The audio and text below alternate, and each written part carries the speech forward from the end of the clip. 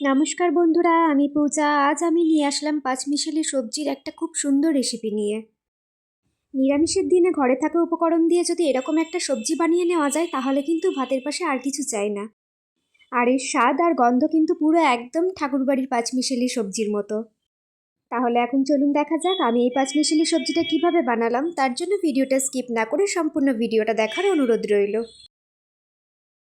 প্রথমে কিন্তু এখানে একটা প্লেটের মধ্যে আমি কিছু সবজি নিয়ে নিয়েছি। আর তার মধ্যে নিয়েছি লম্বা লম্বা করে কেটে রাখা আলু, একটু ডাঁটা, কুমড়ো, পটল, আর এগুলো মাঝেগুলো কিন্তু কাঁঠালের বীজ। সব সবজিগুলো কিন্তু আমি কেটে ভালো করে ধুয়ে নিয়েছি।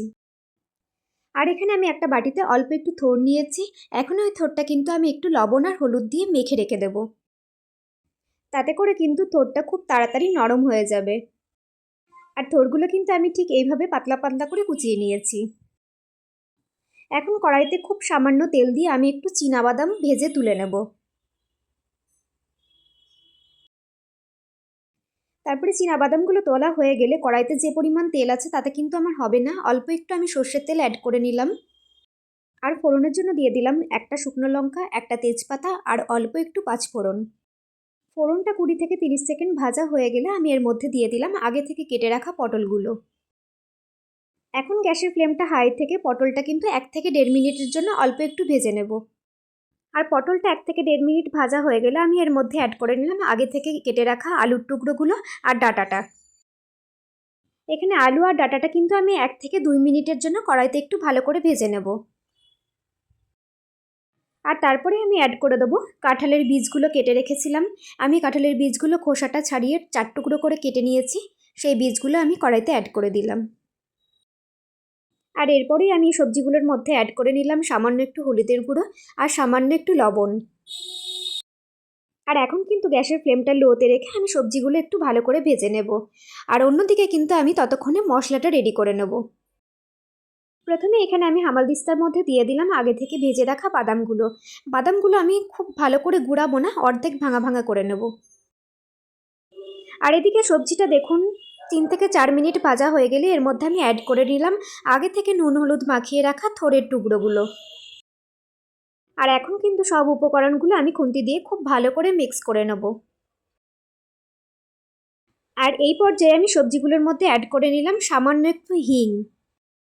এই নিরামিষ পাঁচমিশালি সবজিটার মধ্যে যদি অল্প একটু হিং দেওয়া হয় তাহলে কিন্তু সবজিটা দারুণ লাগে খেতে।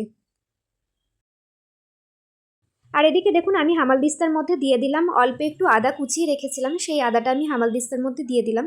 এখন কিন্তু আদাটা আমি খুব ভালো করে ছেঁচে নেব। আদাটা সম্পূর্ণ বাটা না ব্যবহার করে যদি এইভাবে পাঁচমিশালি সবজির মধ্যে অল্প একটু ছেঁচে আদাটা দেওয়া হয় তাহলে কিন্তু সবজির টেস্টটা খুব ভালো লাগে। এই আদাটা আমি অন্য বাটিতে ঢেলে নিয়েছি।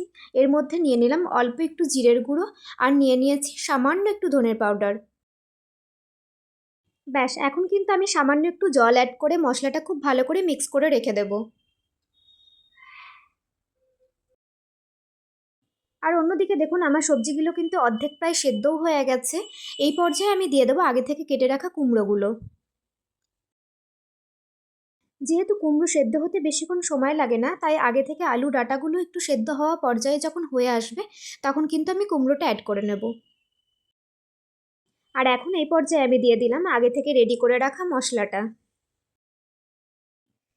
এই সবজিটার মধ্যে কিন্তু অতিরিক্ত মশলা লাগে না, খুব সামান্য আদা দিয়েছি, সামান্য একটু জিরের গুঁড়ো আর সামান্য একটু ধনের গুঁড়ো দিয়েছি। আর গ্যাসের ফ্লেমটা কিন্তু লোতে রেখে আমি খুব ভালো করে সবজিটা রান্না করে নেব। আর এইভাবে 3-4 বার চাপা দিয়ে দিয়ে রান্না করে নিলেই কিন্তু সবজিটা বেশ সেদ্ধ হয়ে যাবে। আমি এই পর্যায়ে অ্যাড করে নিলাম খুব সামান্য একটু চিনি।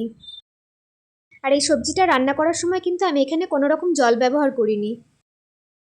একটু চাপা দিয়ে দিয়ে ভাজতে ভাজতে কিন্তু আমার এখানে সব সবজিগুলো সেদ্ধ হয়ে গেছে।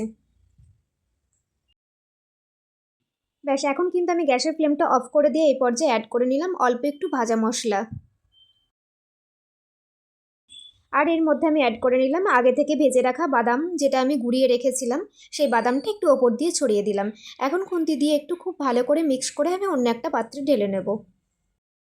আজকে আমার এই পাঁচমিশালি সবজি রেসিপিটা আপনাদের কেমন লাগলো প্লিজ কমেন্টে জানাবেন। আর যদি ভালো লেগে থাকে তাহলে অবশ্যই বাড়িতে এইভাবে একবার ট্রাই করবেন।